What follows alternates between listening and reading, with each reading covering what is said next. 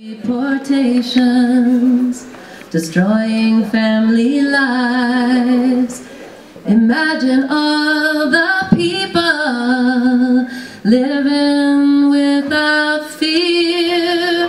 Oh, imagine there's no migrant. It isn't hard to do. No need for borders or papers, and no repression to imagine all the people sharing all the world. Now everybody, you may say I'm a dreamer, but I'm not the only one. I hope someday you join us, and the world will live as one. Imagine there's no countries. You know this verse, right? I wonder if you can. No need for greed or hunger, or folks with empty hands. I replace it with the brotherhood verse, okay? Imagine all the people living life in peace. You may say I'm a dreamer, but I'm not the only one. I hope someday you join us, and the world will live as one. So that we come with the dust, and we go with the wind. California, Arizona, I made all your crops. Then it's on up to Oregon to gather your hops. Dig the beets from the ground, take the grapes from the vine, to set on your table your light, sparkling wine. When did you come to America? Long, long before the buffalo walked. When did your hands burn like coal? The thing that made this land your pride and your joy. When did you come to America? I came to build your roads, your cities and your thoughts. I came to work with you now, your dreams and what you got. Well, you say then you don't need me. You know what you've got. This land is your land, and my land and your land. From California to the New York Islands. This land isn't my land, isn't your land, isn't my land. Now my land too. Say you're American, but what does that mean? You are the particle, the dust in the stream. Now that you have everything that you want, did you ever look around and see who you forgot? Well, I really don't know who I am, but I will. I know there's a purpose, there's a reason for us to be here. 'Cause dust is to dust, heavy memory. And even if they grind me, still dust I will be. This land's not your land, not my land, not your land. From California to the New York Islands. This land's not your land, not my land, not your land. It's ours land too. And it's always remember that river and I. All along your green valleys I will work till I die. And this land will defend from corporate greed. For our pastures of plenty must always be free.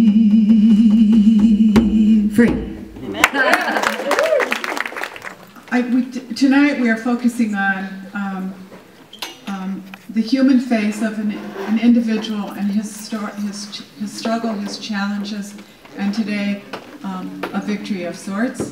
And we do that together. So I just want to say, speaking as a member of the New York Immigration Coalition, our brothers and sisters downstate, their community is also very diverse, rich, and embraces the immigrant experience.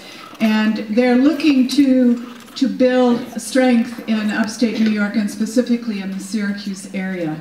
And our goal would be to begin to staff a person or people who could work on immigrant rights issues and help us build a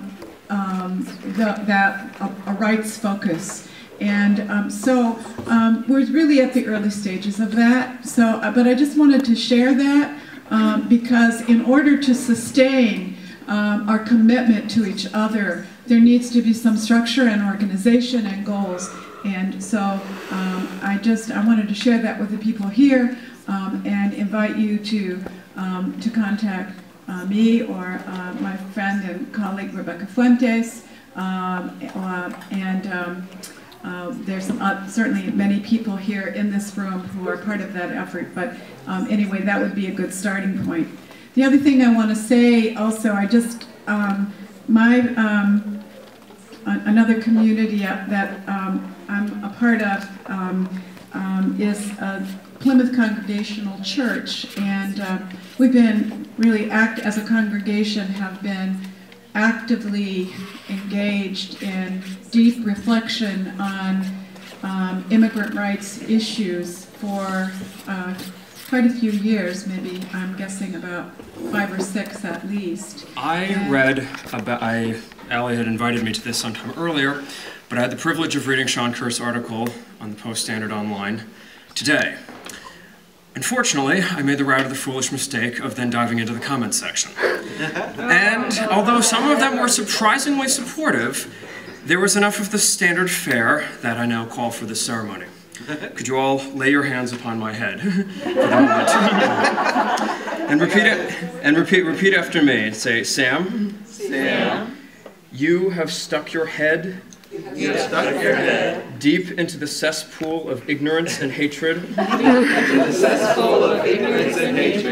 But now, in this community of brethren, and sisters, you emerge cleansed.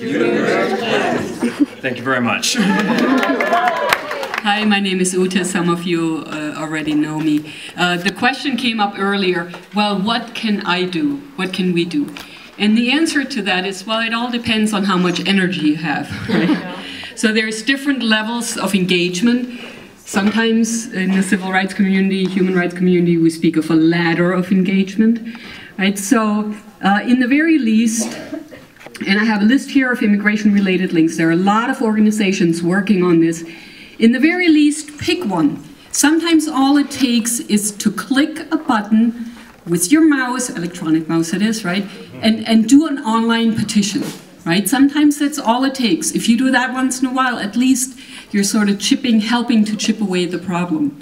Obviously, there's, levels of engagement that require a lot more. You might want to write letters. You might want to visit, lobby your congressional people, which would be one way to go. If you're an academic, talk about it in class, hold faculty lectures, do film screenings. There's all kinds of things that can be done, have house parties, whatever. So this list here of internet sources includes the New York Immigration Coalition, National Immigration Forum, Presente, America's Voice, Catholic Legal Immigration Network, Detention Watch Network. Let's see, there are some religious links. I also have some government links here if you want to get the stats that, for example, ICE puts out, Department of Homeland Security, ACLU, NAACP, also Amnesty International, which is an organization that I'm very active in, and United Nations Human Rights Law. You can get some very interesting information there as well. Right now, one of the things that I'm working on as part of the Northern Borders Coalition is there is a letter that has been generated by a member of Congress in Michigan, Hanson Clark. And that letter is basically asking for the Government Accountability Office to do an inquiry into the actions of Customs and Border Patrol. Okay, Customs and Border Patrol is an agency. It's under the umbrella of Department of Homeland Security. Okay, these are the people that used to board the buses here in Syracuse, right? Hauling people off the buses, you know, bringing in the sniffer dogs, coming on with weapons. They're oftentimes the people who, if, God forbid, somebody who's undocumented needs to call 911 for a real emergency, right, and does not speak flawless English, in addition to the ambulance or the local police showing up, Border Patrol will show up to quote-unquote offer translation services. So people have been picked up and then deported simply because they called 911. Okay, I know of a case where a very unfortunate man wanted to make an international call, and instead of dialing 011, accidentally dialed 911, and as soon as he realized his mistake, he hung up, and then the operator called back, and because, you know, there was a language communication problem, sent Border Patrol. Okay, this person was deported simply by misdialing, right? So these are the type of activities that we're fighting against. We don't want Border Patrol showing up when people are asking for help. Right? Local law enforcement should not be immigration agents, nor should they request the help of immigration agents when it just comes to conducting regular, everyday business, such as, you know, making sure the community is secure. Right? And one of the things, of course, that's been happening is people get more and more afraid to talk to the police. Oftentimes people who are witnessing crimes do not feel safe to come forward, or even people who are victims of crime are afraid to call the police now. Right? So one of the things that this Government Accountability Office could do, and that's kind of an internal watchdog, right? This is an organization that basically investigates the government to make sure that the government is doing what it's supposed to be doing, right? Accountability is something we need more of. What the GAO could do is basically get we don't call it investigation, this would just be an audit, right? But get this going so that Department of Homeland Security actually has to fork over documents to show, oh, we have procedures in place, we're actually complying with the law, right? We're actually only doing what our internal mandate says we should be doing, right? We're not stepping outside of the boundaries, you know, such as showing up for 911 calls. So all of this, you know,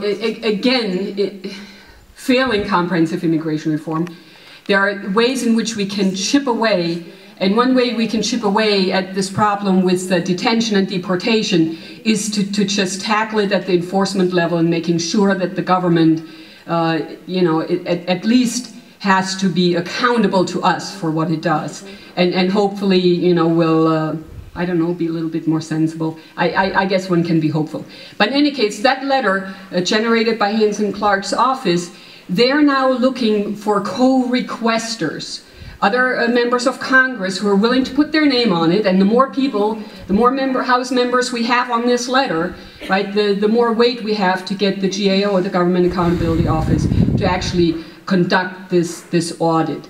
So this is one thing that you can do, right? You can ask your representative to become a co-requester with this GAO request. You know, so again, there's lots of different ways in which you can be involved.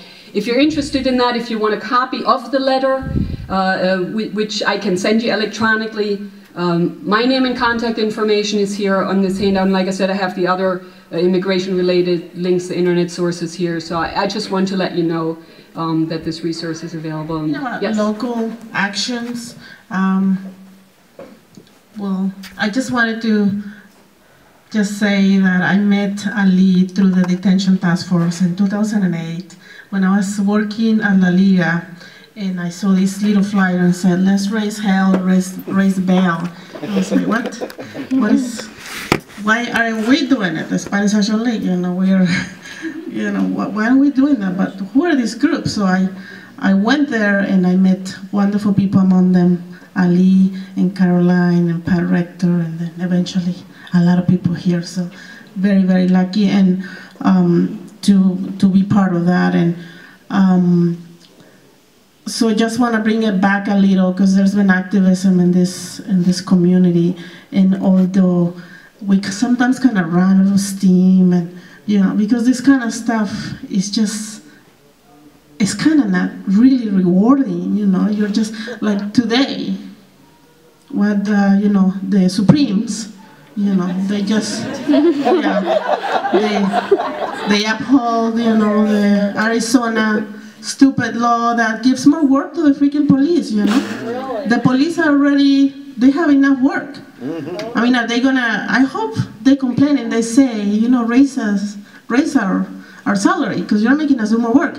But in reality, we know that a lot of them, unfortunately, are in a state and communities that are racist, and for them it's like the greatest thing, because now they have, carte blanche to do whatever they want.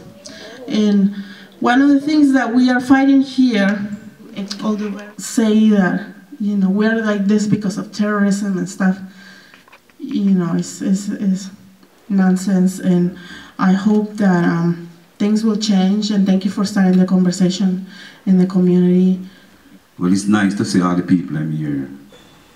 I feel nice. Well, as you hear my accent, say it's Jamaica me come from. Say we deal with things different, because the only talking thing not gonna work out. It called for action, because everybody talk about God, but they don't remember when God got to Egypt, what God had to do to Pharaoh. It wasn't a talking thing, it was an action thing.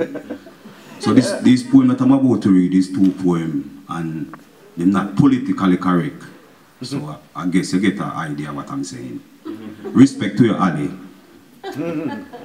Everyone crying for peace. Peace in the Middle East, peace in Somalia, peace in Syria, peace in Damascus, peace in Iraq, peace on the West Bank, Ethiopia, Israel, Afghanistan, peace in the Middle East.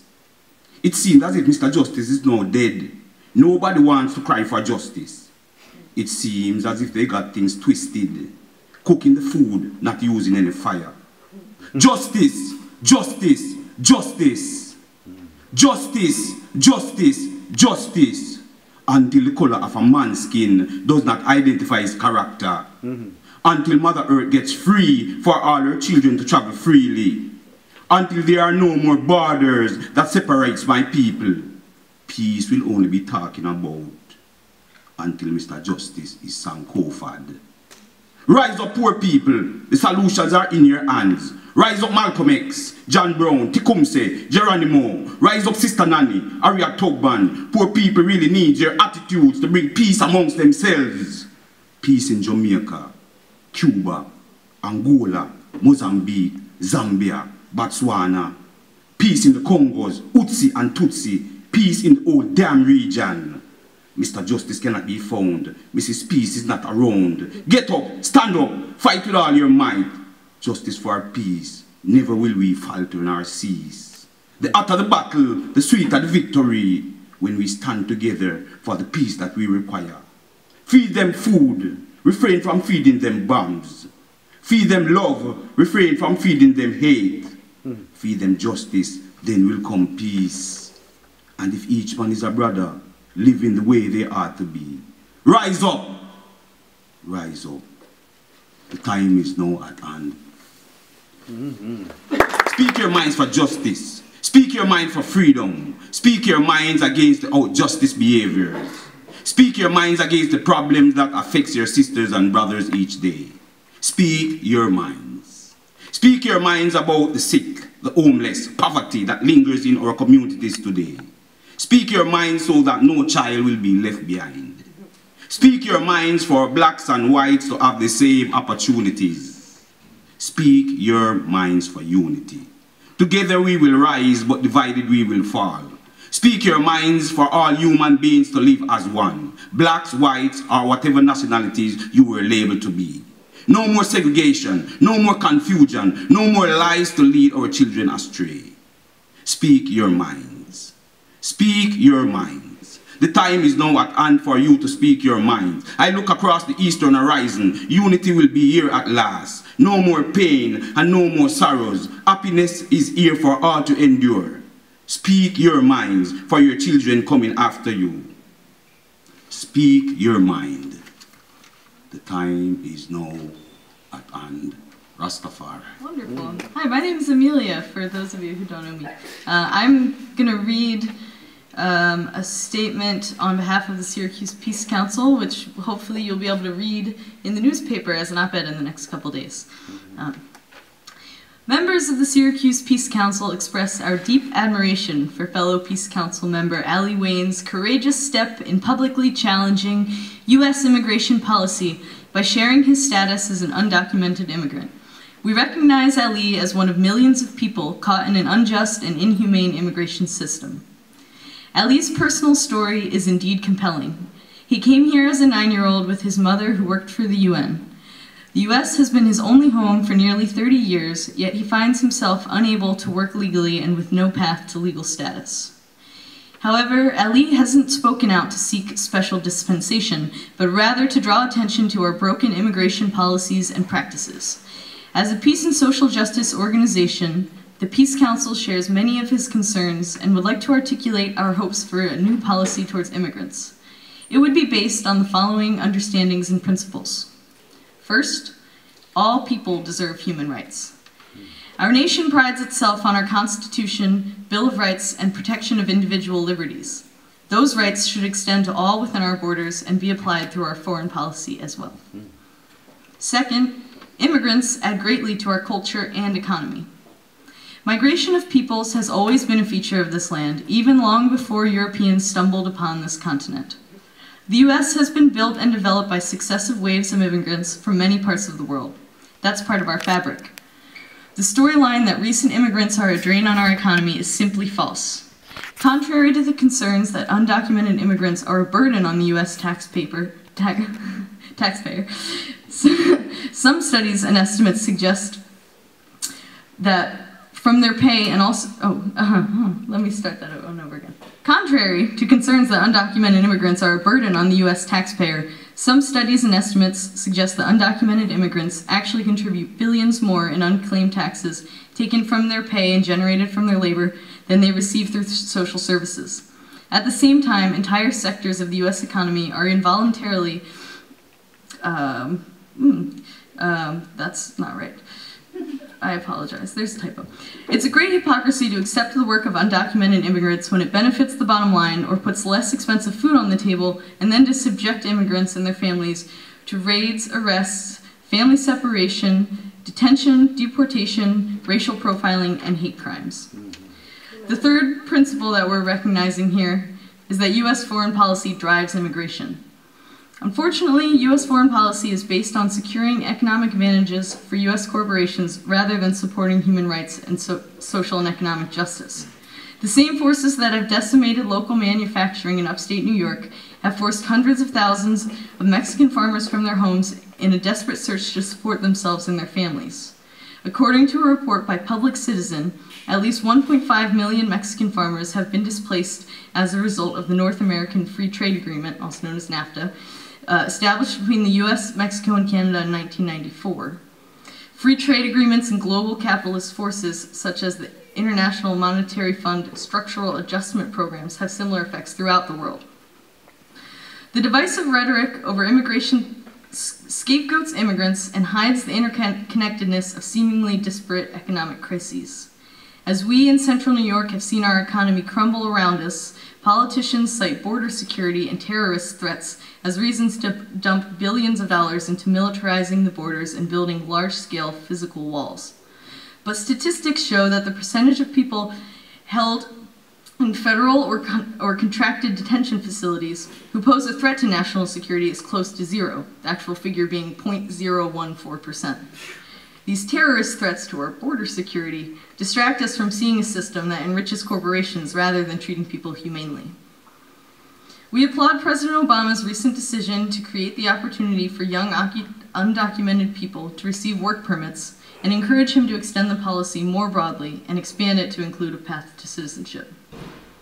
We believe that only by challenging common myths and misinformation, by recognizing the human conditions and consequences of our current immigration laws, and by meaningfully addressing issues of foreign policy and trade that push people away from their land, can we begin to address economic injustice and honor the rights of immigrants, regardless of their legal status. We hope that Ali's personal story, which is both unique and universal, encourages people in our community to seek a deeper understanding of these complicated issues. And I was inspired by a lot of the music that you sent me, and I was working on a song, and I finished it up, and this is for you, so just quickly. Freedom's not a place, it's a state of mind. Way beyond, way beyond space and time. More than anything, we need to be free. Freedom is you, freedom is me. Freedom's not a game, it's a way of life. Every single day and night. More than anything, we need to be free. Freedom is you, freedom is me. We're on tour across the universe, and now we finally made it to the earth. We've seen the best, and we've been through the worst, trying to find what life is truly worth. And now you're looking for a better way, and you think about it every day. You wish that you were better paid. Even if you get a raise, you could never get away from the bureaucrats and hedonists if you don't really know what freedom is. Because half the battle is to dream of it, the other half is to believe in it. So let go of negativity. We'll let Colleen take that a little further. But the thing with community work is that we find it really rewarding us even more than we ever imagined. No, it's just something that when Diane and I just said, sure, we'll give this guy room for a while. Yeah. We didn't know what we were getting into, and we didn't know, believe it or not, we didn't know how easy it was going to be. A heretic, convict, or spy. Would you harbor Haitian, Korean, or Czech, lesbian, or a gay? Would you harbor me, harbor me, harbor me? Oh, I want you harbor me, want you harbor, harbor me, harbor me? Oh, won't you harbor me? Ali, we got your back. Ali, we got your back. Ali, we got your back. Ali, we got your back. We'll harbor you. We'll harbor you. If need be, it'll be like the Jerry rescue. Yeah, we'll harbor you. Yeah, we'll harbor you. And if need be, it'll be like a Jerry rescue. Yeah. Out of many, we are one. And out of hate, we find the love. We find it from inside of us. We'll harbor you. We will harbor you. We don't really want to admit we're in trouble today, because it's easier for both of us to tuck it away. So let's play make-believe like there's someone to blame. Pretend that we got something to say, but nothing has changed. Lately it feels like we're stuck in a cage, but we can't touch, so what's in the way? And if the whole entire universe is one and the same, why is it so difficult for us to relate? Out of many, we are one. Out of hate, we find the love. We find it from inside of us. I'll be your guide. Come ride with us, Ali. We got your back.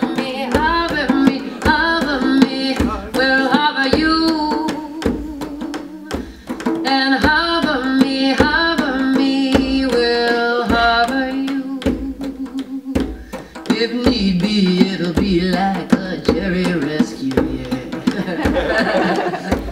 Yeah. We'll harbor you. We'll harbor you. So, yeah, I just want to keep sort of acknowledging how grateful I am to this community. I don't know what kind of, good karma I've accumulated over the past, couple of years in terms of like, if there was any one community that I could land in and that I would sort of feel safe with a bunch of sort of a motley crew of activists, it's definitely the Syracuse community. And I can see so many different communities here, from the Syracuse Peace Council to sort of the Westcott Nation to, the Catholic worker community. All these people have harbored me for all these years. And I definitely have a deeper and deeper sense as time moves on that I'm kind of the result of all of the goodness that I've gotten from my community, and that it's my responsibility to give back to this community because of how much it's given to me. And I just want to tell you all how much I deeply love you very much, and I hope that this is the beginning of an interesting conversation. So, thank you very much, and have a good weekend.